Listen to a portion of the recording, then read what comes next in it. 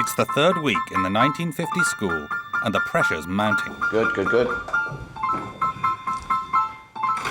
on, girls, up you get, please. Good afternoon. In a few days, the kids will be tackling mock O-level exams Oh dear. and staging a public display in front of their parents and a visiting bigwig. Another hot day. It's the hottest summer on record, and the kids have been enduring 1950s washing facilities. Deprived of deodorants and daily showers, the stench is rising. It's horrible. I can't believe they give us such horrible soap. And then we don't get to have showers or anything either. And so it's always stinking, and you have to use your flannel to wipe your armpits, and it's horrible. In here, the wash is restricted to the cold tap under the sink, which you've just got to throw over yourself as much as you can and as quickly as you can. And 1950s boarders didn't enjoy freshly laundered clothes every day. I've worn this for about 3 days on the run now. And this is my cleanest shirt, and this is still dirty from yesterday. So I've had to damp that down a bit. I feel that they're not washing underneath their armpits every morning as they should do. And we're all in such close proximity that it becomes a little bit horrid at times. Stand by beds, please.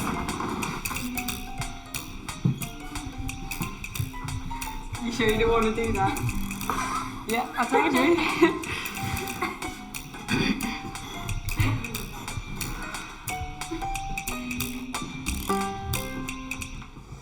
Why do you smell so? It's very hot, matron. Well, I don't smell like that. You smell bad in particular, really bad. I know. You smell rather sweet. Why, thank you. Why? Because I use Imperial leather. Imperial leather? Imperial leather. Imperial leather what?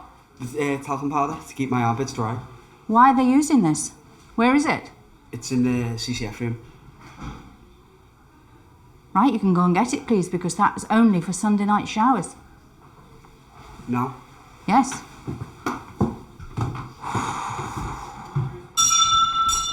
The sanitary conditions makes it hard for the girls to cope with their periods. Being in here makes every single feeling feel 10 times as worse. And so if you're in the real world and you get a back pain, okay, it hurts, but it doesn't hurt as much as it hurts now. Because everything is, I don't know, not illuminated, but just made about 15 million times bigger. Hi, I'm Seraphina Evans. I live in Dulwich with my mum, my dad and my sister. I may be sweet 16, but I'm not your typical teenager. I love her enthusiasm, her kind of passion, you know, when she gets excited about something. For a moment, you know, there's just sheer exuberance, and she may sing at the top of her voice or dance or something. She's very, very expressive and passionate. I'm not too sure why I love art so much. I mean, something clicks when I walk into a gallery.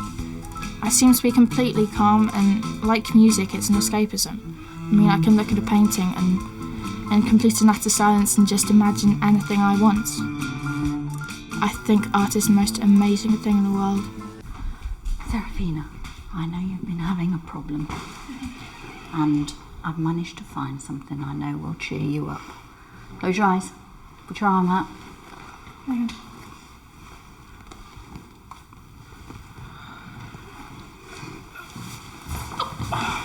Oh, I love you, I love you, I love you. Oh, thank you so much. Go on, someone. To see somebody so incredibly happy for a tin of talcum powder, I mean, it's made my day, probably. Not that I'd like anyone to know that.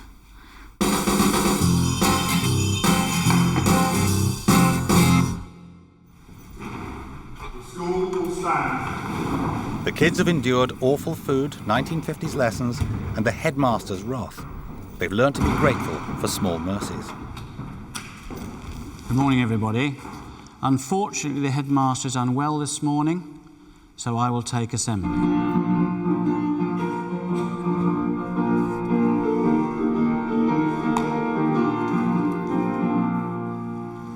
And I eyes have seen the glory of the coming of the Lord. He is trampling out the vintage where the grapes of wrath were stored. He has loosed the faithful lightning of his terror was restored. His truth is marching on. In post-war grammar schools, moral education was almost as important as academic rigour. The staff suspect that some kids might be tempted to cheat in their mock O-levels, so Deputy Head Mr. Perry has decided to give them a talking to. I need to say a general word about honesty and deceit, because those are the words that I have to use, particularly deceit. Not a nice word to use about children. Deceitful children. That is very, very strong language. It is one of the lessons you must learn when you are young. Otherwise, it will lead to much greater problems later in life. Not only problems for you, but problems for society generally. Pep talks on moral fibre have little impact on rebel without a cause, Joe Macready. He's been summoned to the headmaster's office yet again. Come and stand in front of that table, your back to the table, please, thank you. Last week, your behaviour had reached a point where it was necessary to put you in isolation for a complete day. It appears that it hasn't worked. This weekend has, quite frankly, been very poor. Spitting, swearing, speaking out of turn, being disrespectful to staff, particularly matron. Your behaviour has now become a major concern. From the moment he arrived, Macready's been in trouble. He was punished with cold showers, regular detentions, and the headmaster's ultimate deterrent. But his behaviour got worse, not better. He even damaged school property. I'm personally offended, and our relationship has suffered, which it never had to. I want to remind you that King's School is a selective school. Here we have standards, excellent standards of work and behaviour. You have failed to maintain those standards. You are expelled from King's School forthwith. What? Why? Mr. Rockell?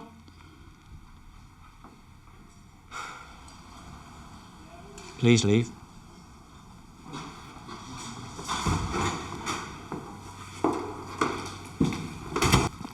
Today's schools bend over backwards to accommodate disruptive children. But in 1950s grammar schools, it was a case of toe the line or get out. You got everything? Okay, let's go. Well, I suppose the final event was the staff meeting last night when it became apparent that over the weekend he had singularly managed to upset 5 staff who were now finding that they were putting more time into dealing with his behaviour than to actually leading the group that they were trying to lead. You know, when I first heard him say it, I thought, I didn't believe it was true. I thought, you know, I could kind of get out of it. On this occasion, it was decided that the group was more important than the single boy. I feel like I've been picked on by certain members of staff, and that won't make me learn anything. That'll just make me feel bitter towards them and, you know, feel a bit pissed off about the whole experience, to be honest.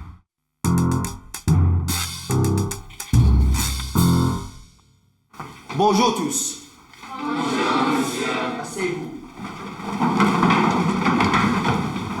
1950s French lessons were a million miles from those of today. O-level pupils learned how to reel off 8 different tenses, including the pluperfect, subjunctive, and conditional. Now you should know these at this stage. I have to say, it's basic stuff. Then we come to the imparfait, the imperfect tense. The imperfect tense, you will see, translates used to, state in the past, repeated action. It's clearly something of a shock. Can I just clear this up with you? GCSE students are only required to learn a smattering of past and future tenses. What seems to be the problem. Je veux, tu veux, il veut, nous voulons, vous voulez, ils veulent. Could I avoir, please? Okay. State schoolboy Simon Waller is predicted an A at French GCSE. Okay, which column am I taking the ending out of? What are you doing? The present tense of avoir. These are regular presents. So what am I doing? You're conjugating it. Conjugating it? The present tense of avoir. Avoir. Present tense of avoir. I have, you have, he has, she has, we have, you have, they have. That's English, by the way. Yes, I know. Yes. Avoir is one of the first French verbs pupils learn. I don't know it. And say that. I don't know, sir. You've just done an exam and you don't know the present tense of avoir. Apart from that, it's written on the board somewhere. Yes, I know that. Right, would you turn to the next clean page? And I want you to put a heading, dictée. I'll write it on the board. In the 1950s, the onus was on written French, and one way of testing this was dictée. Monsieur Gavel s'arrêta, virgule. The pupils must write down word for word the French that Mr. Ward is reading, and marks will be deducted for every tiny mistake. Nous démolissons, prêta à l'homme sa boîte d'allumettes. But in GCSE, the emphasis is on verbal rather than written communication. Les allumettes. Point. There's no written exam in GCSE. You just have courseworks, 2 courseworks that you write at home, which people use the internet for translation and get help off French-speaking people. I've realised since I came here how much of a DOS GCSE French was. I kind of know how to conjugate avoir. If I kind of have a textbook beside me, I can do it. If I was to take an O-level now, I'd have absolutely no chance. I don't know any of the verb tenses and conjugations and all those weird things. I don't have a clue with any of it. Coming here and being told you should know this, this and this, and if you don't, you're stupid and should be in the bottom set, when I've been in the top set for the past 3 or more years, it's kind of confusing. When I looked around the class, there were about a dozen heads that buried themselves into their arms. They did not want to be asked to conjugate the present tense of the verb avoir. And if these students have been predicted an A or a B grade at GCSE, then there's something wrong with the system. Anyway, and he just looks up. He just pulled the face. He just pulled such a stupid The face. pupils are worried by Macready's absence. Yeah, but Danny, you didn't know this was But going to what happen. happened this morning? What happened this morning when he got up? Was he there? Was he not there? What? Was he there at breakfast? Yes. You'll see He him wasn't again. at breakfast. He was. Yeah, he was. Yeah, because we were sitting on the bench with him, weren't we? Do you remember? Harriet Rykins With the cameras is around all particularly the time. concerned. Despite his rough edges, Harriet developed a soft spot for Macready. I can say, yeah, She you know, tried try and to keep steer your him mouth clear shut, of but trouble. he's just... Yeah, go and say sorry before he... I ain't got nothing to apologise for. He is so misunderstood. And I think if the teachers give him respect, I'm sure Joe will give the teachers respect. So the teachers need to learn it's a two-way thing.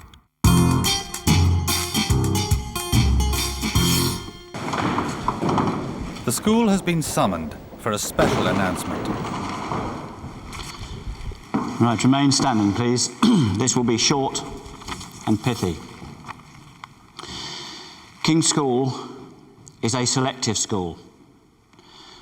We have high standards of academic work and very high expectations of behaviour. During your time here, most of you have actually erred or strayed once, perhaps twice with different things. I think you have learned your lessons. Persistent and repetitive bad behaviour cannot be tolerated. Macready has been expelled. Thank you.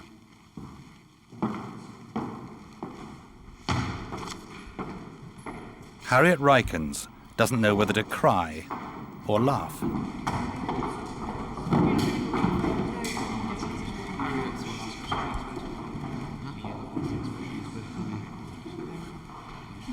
Yes. You're right, Hattie. Are you ready? I don't give a shit anymore. Just don't. give a shit. No, you've got 12 days left. Yeah. And sorry, but you're meant to be the strongest out of all of us. Yeah. You have been so far, so. What's that? I'm not going to cry. I refuse to cry. There's no point in crying.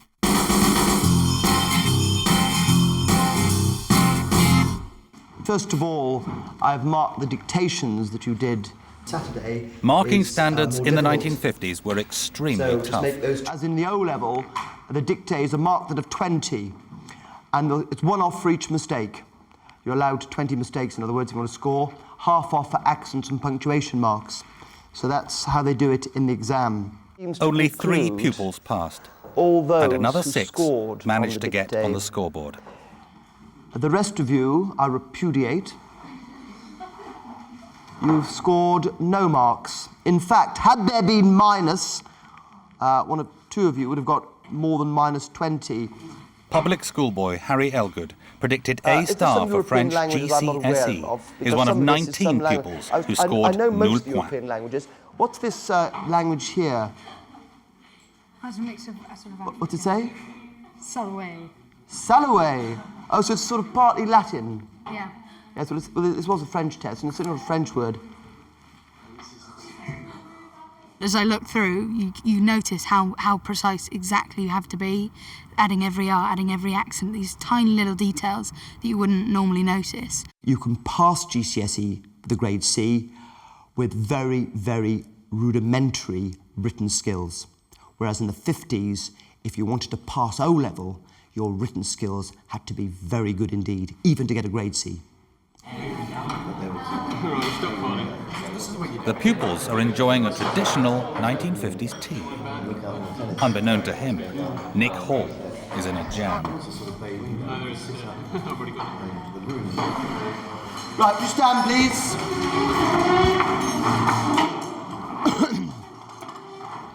For what we have received, may the Lord make us truly thankful. Amen. Now, Mr. Perry would like to address the school. Particularly the boys. This morning, some items were found in our dormitory area in a place which cannot be attributed to a specific pupil. At 4 o'clock, I expect that person or persons in my office, upstairs, without fail. Nick Hall's the undisputed king of contraband. From the moment he arrived, he set about hiding his stash, not all of it successfully.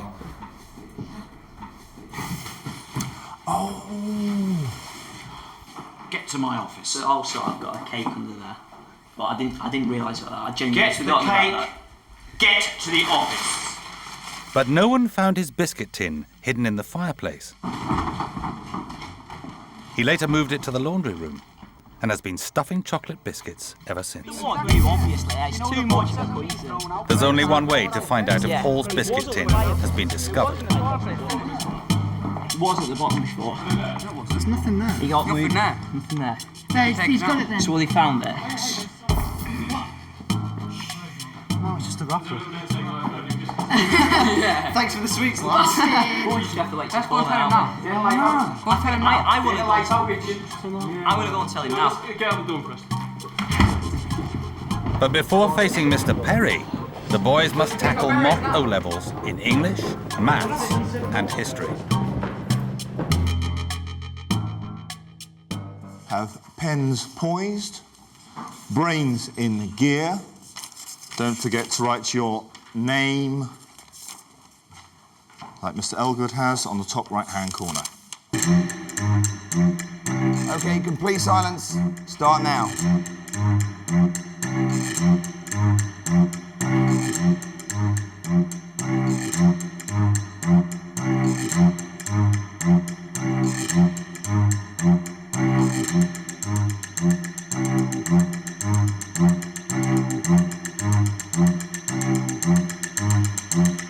The mocks will measure the pupils' progress before they sit 1950s O-level papers next week.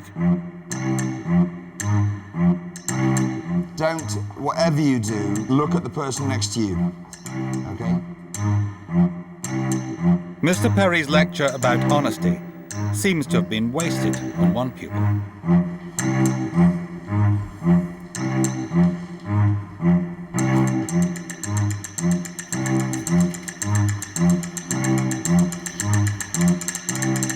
Stop! Nobody right. It wasn't like major cheating, like really awful cheating. It was just a couple of dates. It wasn't that bad. What's major cheating? Now, major cheating would be having the exercise book or textbook on your lap. But whereas I only had a minuscule piece of paper, well, it wasn't actually minuscule. I found the maths one really difficult. I only we didn't have enough time. I thought we were having an hour, not 40 minutes. So I only actually finished answering like 3 questions. I was going to come back to those later and finish those off. So that's pretty much limited the marks I could get. Just wrote down everything I'd learned in the past 4 weeks and tried to apply it to the question.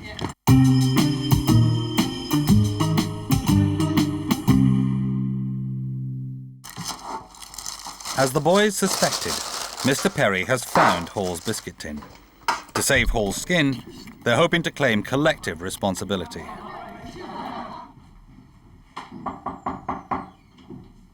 Come in. Right, just stand there, please. Shut the door. Shut the door. Wait outside. Wait outside. You just stand Andy there. Waln Wait is outside. perhaps not the best frontman. Same story from everyone. That sounded like a good instruction, didn't it? Same story from everybody. Yeah, because we all... We all what? We all put food inside of it, so we're all owning up to it. What? The food in the tin that you found. What tin I found? The one that you said you found. Who said I'd found a tin? You did this morning. So. No, I didn't. I said I'd found certain items in a part of the house which were not attributable to any particular person. I didn't say anything about a tin. Well, whatever it was you found, so we all put it in. Well, why do you think it was a tin? I don't know, that's because we all put food and it went inside this thing you said it was in. I said I'd found something this morning. Are you telling me it's food I found? This is a trick, wasn't it, sir? What do you mean, a trick? You've mentioned tins, you've mentioned food. Are some tins of food hidden out there, then? No, sir. No? No, sir, because when we went to see if they were still there, they were gone. What were? The tin. What tin? The tin that's now vanished. That's not there anymore. And what colour was this tin? I'm not sure, sir. So you've never seen it? No, sir. But you put food in it, you said? We didn't. We give food and then someone put it inside the tin. You're wasting my time.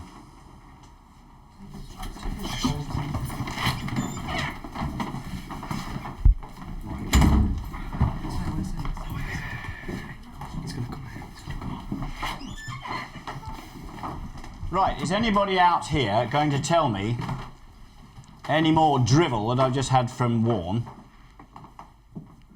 Whose tin was it? That's the person I want in here now. The person that owns the tin. My tin, sir. Thank you, Hall. You're the person I want to see. I don't want to see her. I spoke this morning about team spirit. I like team spirit. But in this case, it is misplaced and inappropriate. My name, sir. I was interested to see, Hall, if you were actually going to show up. Well, on day one, I brought 2 tins in, you took one off me. The second tin was half empty, we put food in it and I hid it in there. Where did you put it? Behind the curtain in the laundry room. Straight away? Pretty much. You didn't know the existence of that room at that time? I think it might have been on day 1 or day 2, it started in the fireplace. Oh, right, so it was in the dormitory in the fireplace. Yes, sir. After all I said to you, after all your punishment, being sent to bed early on the first day, you still didn't come clean. Well, you should have gone with the truth to start with, shouldn't you? Completely We regret cannot that, get sir. away with that. Completely. What are your parents going to think? I'm not sure, sir. Probably be disappointed in me. I'm not going to deal with the matter right now, Yes, sir. but I will have to fairly swiftly. I understand that, sir. And you can imagine. I'd like to apologise to you personally, sir. Thank you. I'll just give him a complete sob story, like, oh, I'm so sorry, sir. I apologise to you personally, you've been so good with you. All that kind of sick-making rubbish and still, right, I understand, though. You still got to be punished, though, and blah-de-blah, that kind of stuff. Let's see it!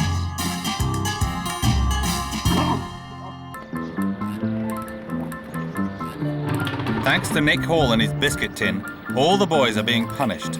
They're litter just picking. in front of you, Elgood, by your foot. You can pick up these pieces of... Elgood. No, there, that piece there. Thank you.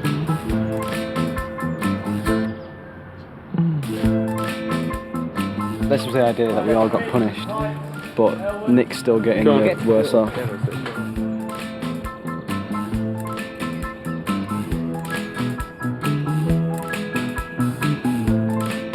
Nick Hall has to sweep the entire quad.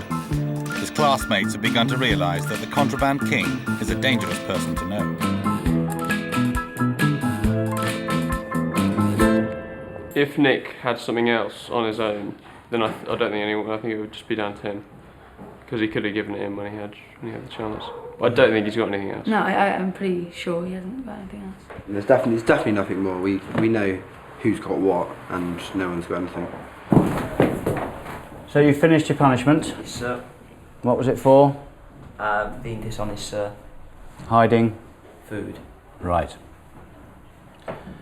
Can you give me an assurance now that you have no more sweets hidden around this house? Yes, sir. In it or outside it? Yes, sir. You're absolutely certain of that? Yes, sir. You won't be going back on your word later on today saying, I've changed my mind? No, sir. Thank you. Thank you, sir.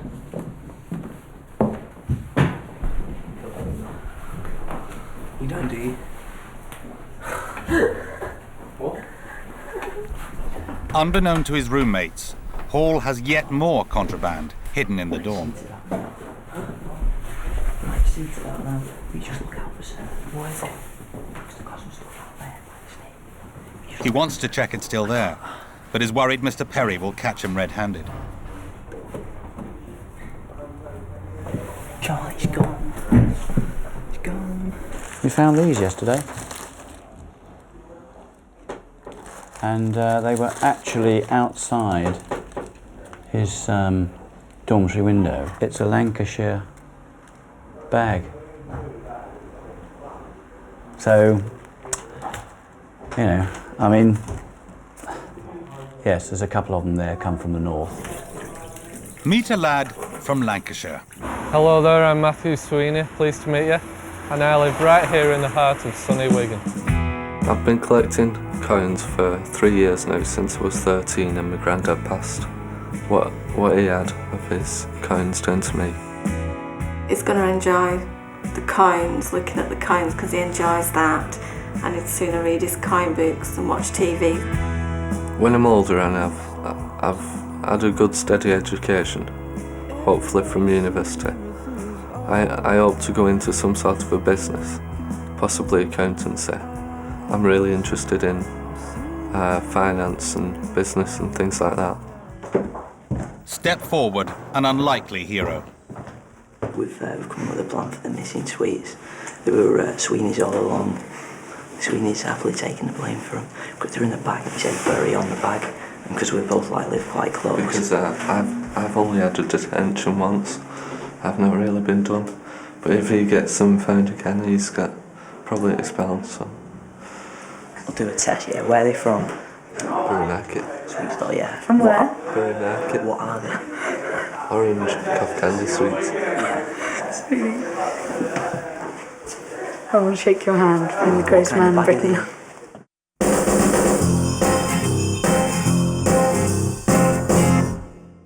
I am enraged and disappointed and heartbroken beyond my powers to express. The mock results are hopeless. It seems the 1950s O-level maths syllabus hasn't been sinking in. Jewel, 23%. Miles, shame on you, 33%. Haynes, 28%. Pikey, a rather convenient 28%. Only 3 pupils passed. The rest made careless mistakes and were stumped by basics such as fractions and algebra. We're adding two fractions together. The numbers on the bottom of the fractions, or the terms on the bottom of the fractions, are different. So we can't add them together. There was like 3 people. I should have taken the time to have a parade of shame. There's 3 people that like, add this together, yeah? And what have they got on the bottom? Something mental, like 3x plus 4. Somebody did that in this room. I couldn't believe it. It's like a joke. That's the one thing, even if you've got no idea what you're doing, that's the one thing you know it's not. They wouldn't ask that question if it was. However, in the gloom and the misery and the darkness and the pain I went through marking this uselessness of a mock exam, there was 1 bushel under which was the bright beacon, the great white heat of the kingpin. And accordingly, you shall be honoured with the proper topper of glory. There should be a G for genius engraved on that hat. I'm predicted either an A/ or an A star. My coursework in maths was an A star, so it just really depends on what how my exam went. And this mock that we took, I got a D in. I'm not proud of that. Having no calculator hasn't actually been that bad. I've learned how to do long multiplication and division, so there's a positive thing I can walk away with at age 16. At GCSE maths, I'm actually predicting an A, which is quite embarrassing coming here because I just got a U. I completely ungraded. I'm not actually that great at maths. It is my worst subject at home. It's such a difference to be top of the scale and then go back 50 years and be bottom of the scale. The realist in me says that we're looking at massive hemorrhaging style failure on the O-level when the results come through, and with everybody, most people getting U's and E's, doing really badly. The romantic and bright-eyed optimist tells me that we can make it, we can pull through, because none of them are actually anything like stupid. 1950s O-levels start in 1 week. Right now, it's the moment of truth for Matthew Sweeney. I will give you 2 minutes to explain those from Bury in Lancashire, and then I will be speaking to someone in my office. 1 minute, 50 seconds left.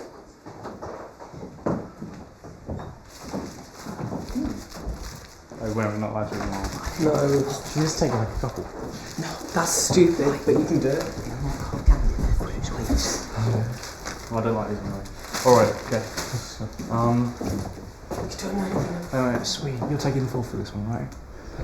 Are you taking the fall for this one? Right.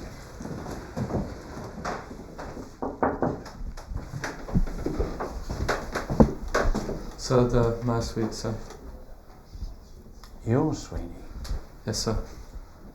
Well, with all that's been going on in your dormitory with Hall, why haven't you been to see me before now?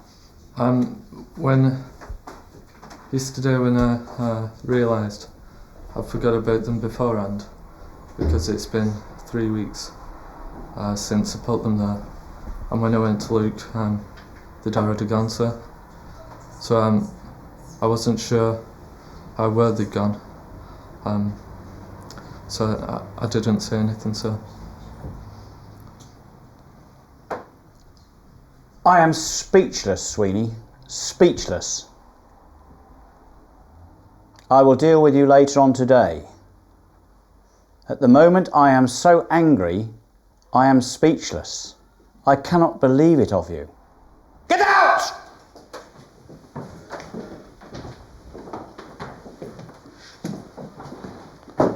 He'll deal with me later.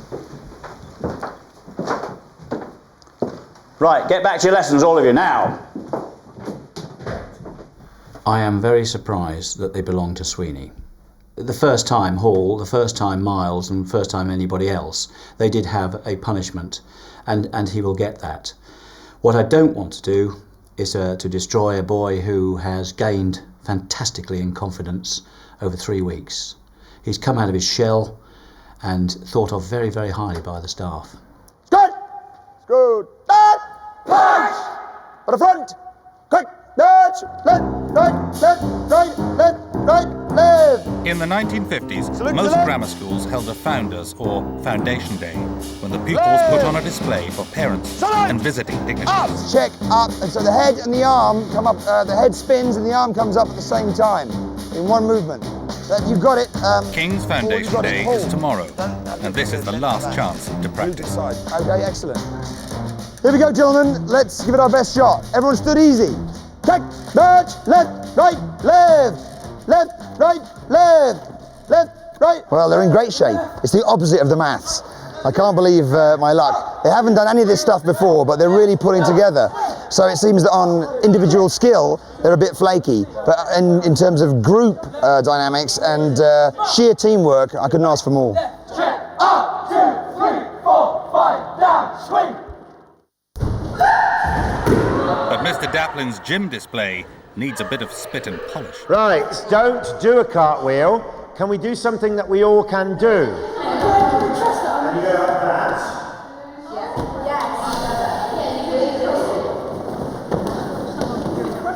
Hands. Right, we'll subdivide it.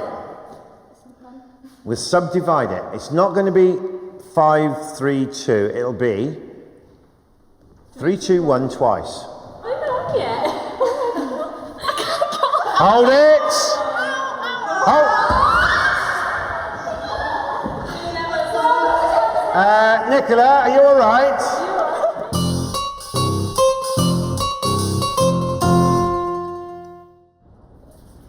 It's weekly bath night in the dormitories, and the contraband king is squeaky clean. Right, sit down there, please.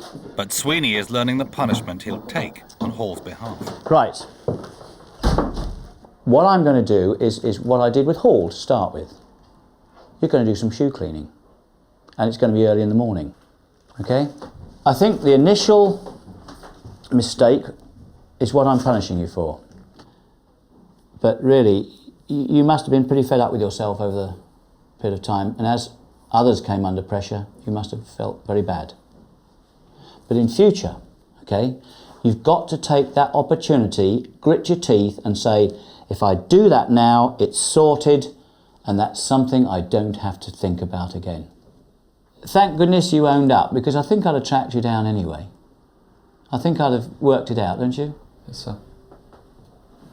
So he's come to it, now. so he genuinely believes that they're yours, doesn't he? Yeah, he does.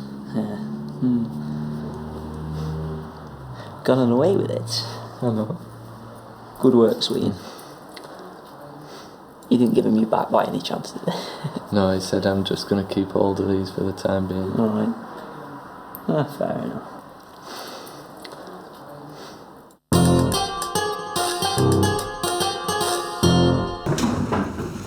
Having fared badly in their English and maths mock exams, Morning, class. history is the last chance to redeem themselves. But it's not looking good. Next week, you have your O-level examination in history, and a lot of you can't even get the basic dates right. Not hundreds of dates, a dozen or so dates. It's not a difficult examination. At GCSE level, every student here is predicted A or B. But faced with the 1950 syllabus, only half the pupils have scraped a pass. This is very, very confused. You've got 19%. I'm not sure why it's gone so horribly wrong. Andy, you're not thinking about going on to do history in any form whatsoever, because it'll just be bad for history and bad for you. You read the question and you don't try and adapt the question to the essay you've learnt. You adapt your knowledge to answer that specific question. They've got just one more week to get it right before the real O-levels begin. And I can say hand on heart, I want you to do well. I want you to get through this exam. I want you to be proud of yourselves.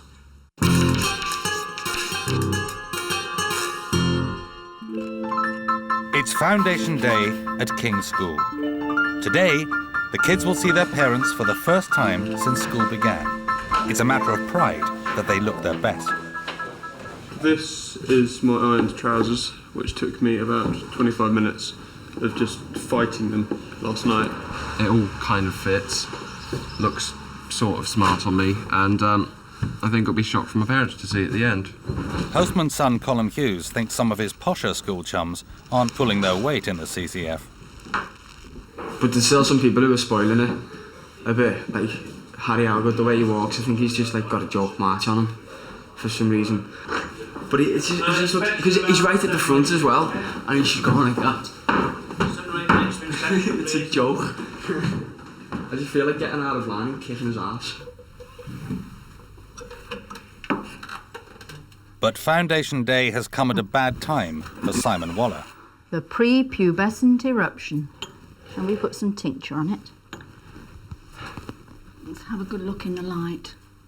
Oh, yes. It's enormous. Right on cue, he's developed a massive spot on his nose. A simple dab of disinfectant is the best matron can offer. It is huge. I know it is. I don't think I've ever seen one so big.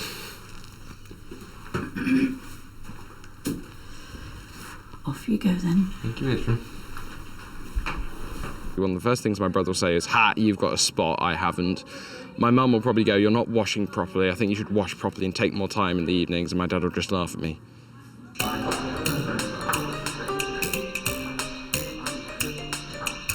The start of Foundation Day is just minutes away, and the kids are putting the final touches to their outfits and routines. Because by the time you've finished running, these mats will be the lines where you actually finish your run. Do you understand? Their parents are on hand to witness how 1950s schooling has refined their children. It's the first time they've seen them since school began. No 50s Foundation Day is complete without the attendance of a VIP guest. Today, it's the former Conservative Cabinet Minister, Lord Tebbit. Lord Tebbit, good afternoon. After 3 weeks' practice, the girls should be feeling confident. Really? Is that really seriously?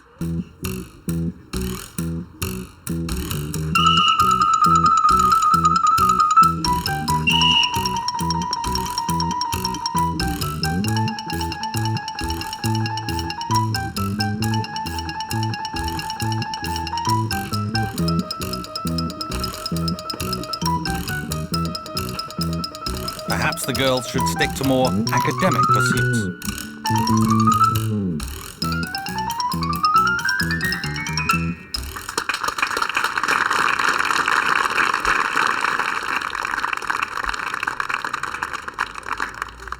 It's left to the boys to salvage the situation.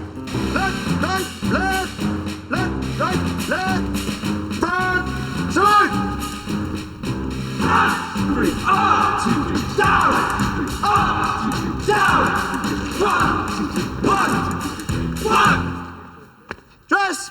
1, 2, 3, 1! Cadet Miles. Good day, Miles.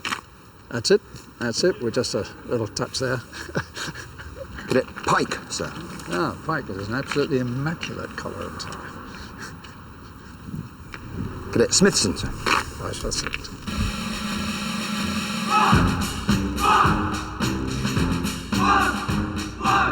Look to the left! To the left! Quick! Dodge!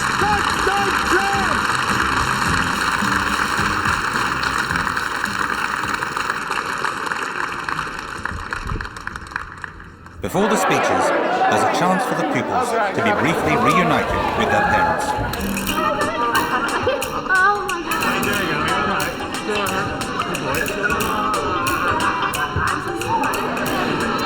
Alright. Oh, mate. You got any perfume? Smell my pits. They're gross. He was standing there when he did the CCF, and I just about recognised him. I thought, who's that handsome chap out there? It's quite amazing to see her as a schoolgirl instead of a 21st century teenager. Looks a lot healthier. That food must be really... Yeah, so fattening, Dad. With all makeup, she looked pretty. with a wash?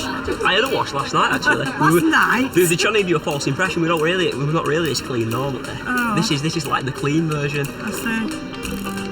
Gives me the greatest pleasure. Before the parents leave, ask Lord Tebbit Tebbit has a to few speak words to to us. say. Lord Tebbit. Unsurprisingly, he's a big fan of 50-style education. I was watching your faces as your children came in, and I think you were struck by what had happened to them. I was watching their faces too. I think they're slightly amazed at what's happened to them. I have to tell you one thing. In many ways, education is not as good as it was 50 years ago.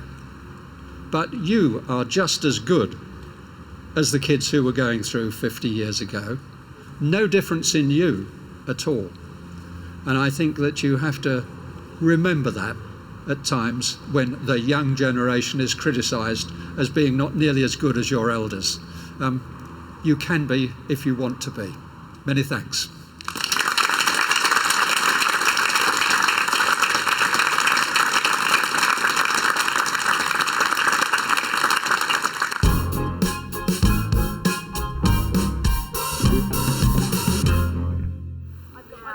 After 3 weeks, the kids are discovering that it's not all bad in the 1950s school.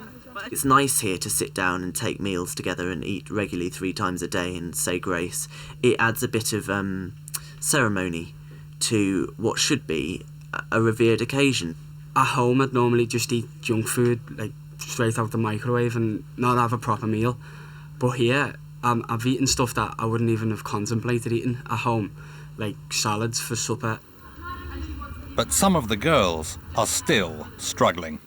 After 3 weeks of 1950s school, I have no idea how kids in the 1950s coped for 16 years, 17, 18 years of this. It's absolute torture. I'm really looking forward to going home, but in a way I'm not, because I've kind of adjusted to King's School and I've kind of adjusted to this lifestyle and the discipline and the 6-inch rule, which I broke today, and I've got to do 6 laps of the field for. Ouch.